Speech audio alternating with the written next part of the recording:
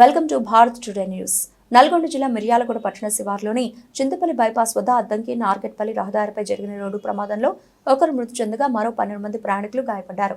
ఓ travel bus వెనక నుండి ట్రాక్టర్ను ఢీకొనడంతో బస్సు అదుపు తప్పి పొలాల్లోకి దూసుకువెళ్లింది. ఈ ఘటనలో ట్రాక్టర్లో ప్రయాణిస్తున్న మహిళ అక్కడికక్కడే మృతి చెందగా బస్సులో ప్రయాణిస్తున్న మరో 12 మందికి తీవ్ర గాయాలయ్యాయి. ప్రమాద సమయంలో బస్సులో 36 మంది ప్రయాణికులు ఉన్నారు.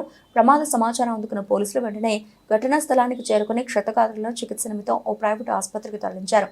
బస్సు హైదరాబాద్లోని ఓ వివాహ వేడుకకు వెళ్లి తిరిగి నెల్లూరుకు వెళుతుండగా ఈ ఘటన జరిగింది. ఘటనపై కేసు నమోదు చేసుకున్న పోలీసులు దర్యాప్తు చేపట్టారు.